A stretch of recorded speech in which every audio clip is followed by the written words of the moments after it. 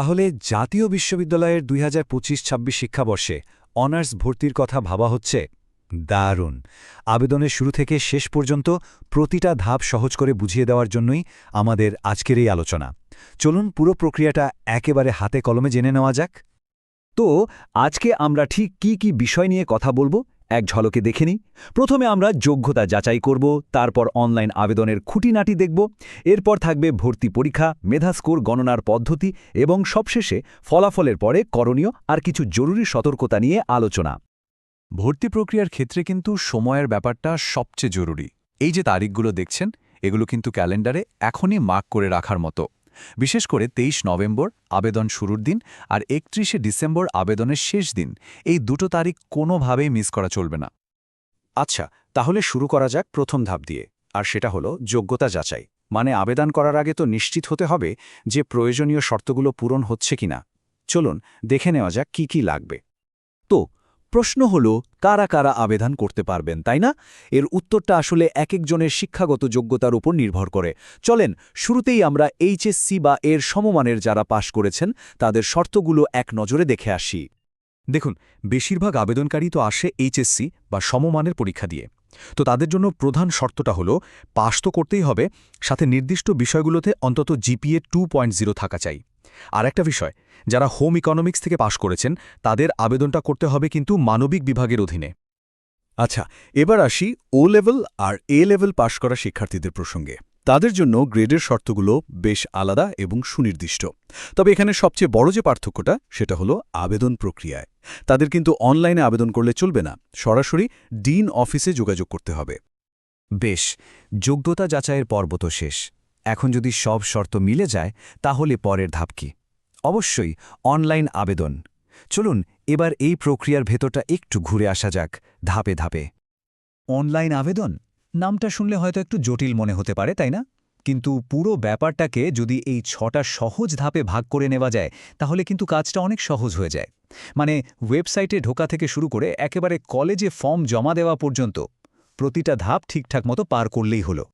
এখানে একটা ছোট্ট কিন্তু খুব জরুরি বিষয় আছে, আর সেটা হলো ছবি আপলোড।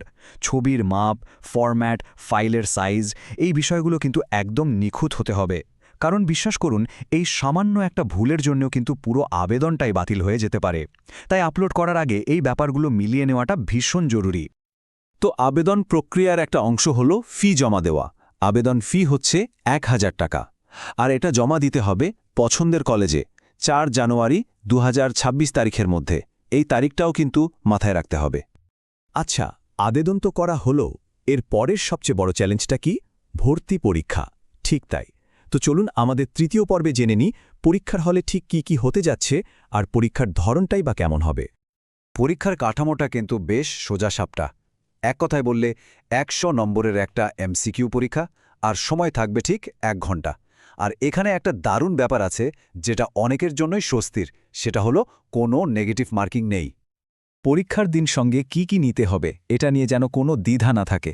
মাত্র দুটো জিনিস, কিন্তু দুটোই অপরিহার্য। ১, ডাউনলোড করা অ্যাডমিট কার্ড, আর ২, এইচএসসি পরীক্ষার অরিজিনাল রেজিস্ট্রেশন কার্ড।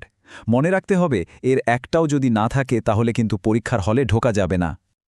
আর একটা নিয়ম যেটা খুব কড়াকড়িভাবে মানা হয় সেটা হলো ইলেকট্রনিক ডিভাইস নিয়ে।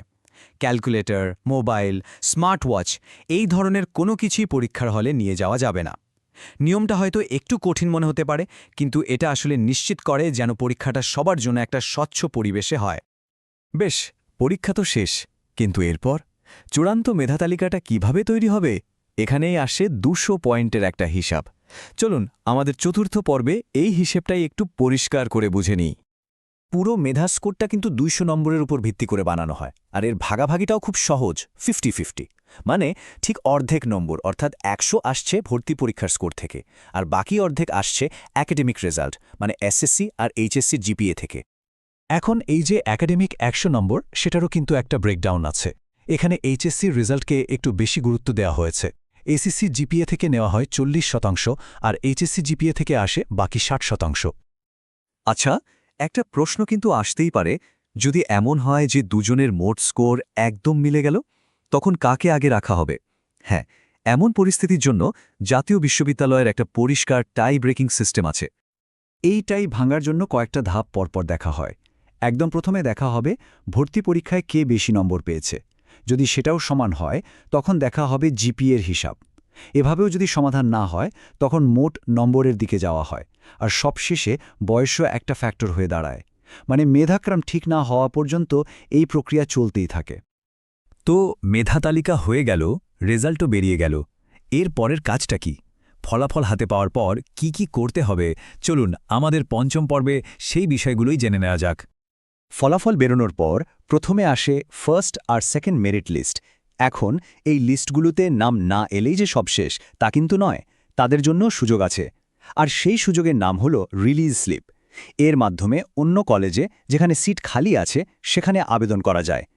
তবে হ্যাঁ, একটা কথা মাথায় রাখতে হবে, সেকেন্ড রিলিজ স্লিপটাই কিন্তু ফাইনাল চান্স। এখানে একটা ভীষণ জরুরি নিয়ম আছে যেটা কোনোভাবেই উপেক্ষা করা যাবে না। সেটা হলো ডুয়াল এনরোলমেন্ট বা দ্বৈত ভর্তি।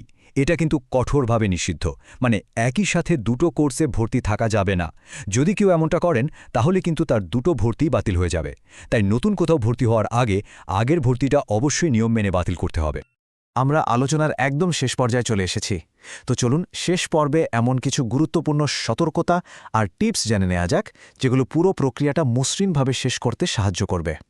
তাহলে শেষ করার আগে একটাই প্রশ্ন রেখে যাই, ফাইনাল সাবমিট বাটনে ক্লিক করার আগে প্রতিটা তথ্য কি আরেকবার ভালো করে দেখে নেওয়া হয়েছে? কারণ মনে রাখতে হবে, এই পুরো ভর্তি প্রক্রিয়ায় সামান্য একটু বাড়তি সতর্কতা আর মনোযোগই কিন্তু সাফল্যের সম্ভাবনা অনেকখানি বাড়িয়ে দিতে পারে। সবার ভর্তি যাত্রার জন্য অনেক অনেক শুভকামনা।